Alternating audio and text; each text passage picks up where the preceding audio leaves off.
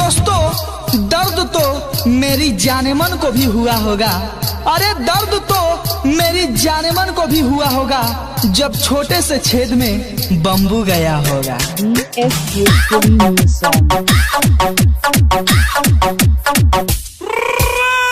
मेरी जाने मन कहती है दोस्तों, जब तुम मुझे ठोक के छोड़ सकते हो, अरे जब तुम मुझे ठोक के छोड़ सकते हो तो मैं भी तुझे छोड़ के ठुकवा सकती हूँ।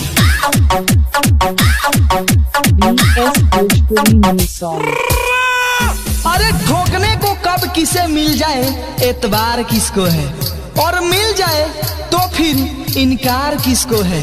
होगी तो होगी बहुत मुश्किलें उसे ठोकने के लिए दोस्त, वरना खाली पॉकेट हाथ से हिलाने से प्यार किसको है।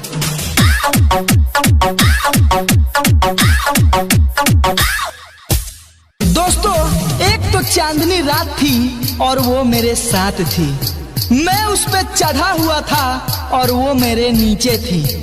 उसके हाथों में हाथ और पैरों में पैर थे, मैं जोर लगा रहा था और उससे आवाजें भी निकल रही थी। अरे यार गलत मत समझो, वो मेरी साइकिल थी।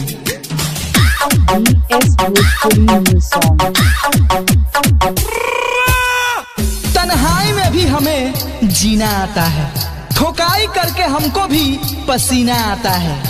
एक हम ही हैं जो तुम्हें अक्सर मैसेज करते रहते हैं, और एक तुम्हारा मैसेज है जैसे औरतों को महीना आता है।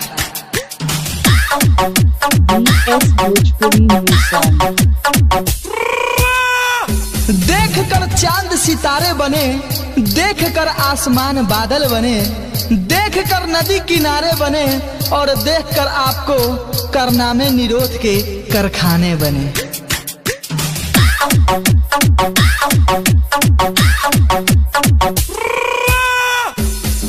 जब बी अक्षर भी ऐसा लगने लगे जैसे करवट लेकर लड़की लेटी हुई हो, इस हरामीपन को हवस की प्रचंडता कहते हैं, समझे।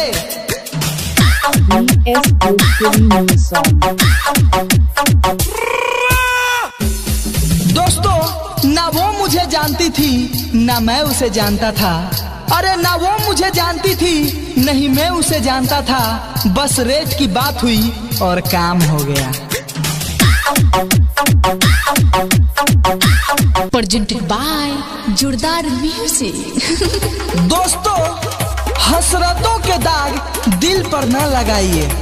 अरे दोस्तों हसरतों के दाग दिल पर न लगाइए, अगर वो लड़की नहीं पट रही है तो हाथों से काम चलाइए।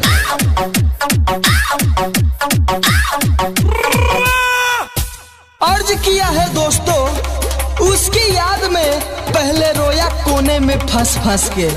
अरे उसकी याद में पहले रोया कोने में फंस फंस के, फिर मत पूछो यारो हिलाया कस कस के।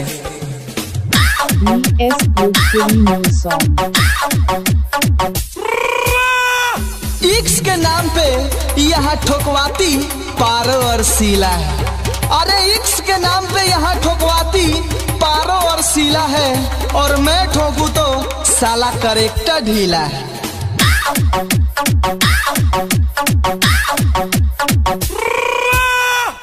मोहब्बत करनी है तो आराम से करो ये जानी, और मोहब्बत करनी हो तो आराम से करो जानी, क्योंकि अक्सर लोग इक्स के जोश में अपना टोपा सुझा लेते हैं।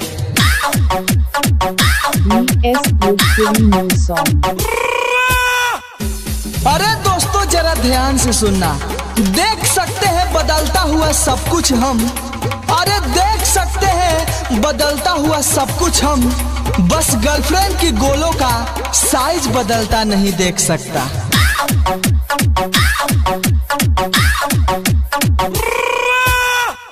कैसे शक करूं भला उसकी मोहब्बत पर। दोस्तों कैसे शक करूं भला उसकी मोहब्बत पर, जब लाइट नहीं होती वो मोमबत्ती जलाकर वीडियो कॉल करती है।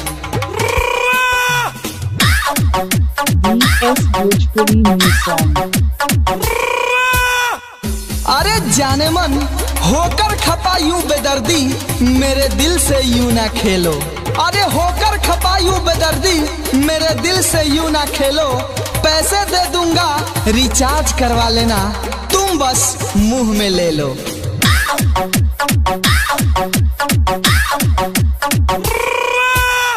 दोस्तों हसरतें कभी उसकी दबाने की थी।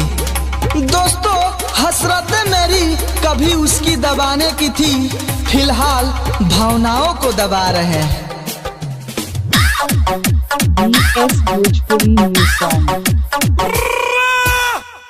बच्चे बूढ़े आदमी सबकी हवस लाजमी है। अरे बच्चे बूढ़े आदमी सबकी हवस लाजमी है। माल देखकर सारे बन गए इमरान हाशमी है। presented by जोरदार म्यूजिक। लड़का लड़की से बोला हम हैं बताओ कितने में दोगी। लड़की बोली 100 लूंगी हेल हेल के दूंगी। लड़के ने कहा 50 दूंगा फिर मैं खुद लूंगा।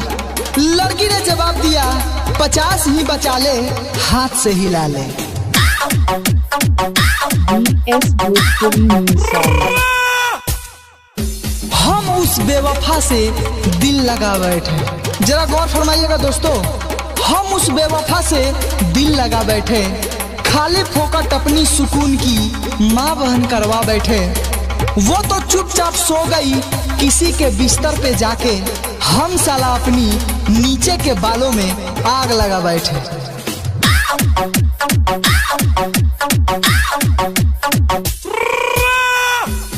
दोस्तों मेरी जाने मन कहती है बारिश हो और जमीन गीली ना हो, धूप निकले और सरसों पीली ना हो, तो फिर आपने यह कैसे सोच लिया कि नींद में आपकी याद आए और सलवार गीली ना हो। Bhojpuri new song. निगाहों से निगाहें मिलाकर देखो, कभी किसी लड़की को पटा के देखो। हसरत दिल में दबाने से क्या फायदा, अपने हाथों से जरा दबा कर देखो। आसमान सिमट जाएगा तुम्हारे आगोश में। लड़की की टांगे फैला कर देखो, लड़की की टांगे फैला कर देखो। Bhojpuri new song. दोस्तों जरा गौर फरमाना, आज फिर उनका दिल दुखा दिया हमने।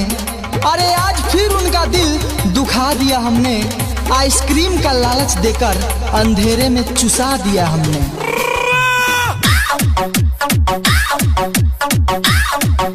Bhojpuri new song. खत्म हो गई तमन्नाए मोहब्बत। गौर फरमाना दोस्तों, खत्म हो गई तमन्नाए मोहब्बत। अब तो लगता है ठोको और चलते बनो।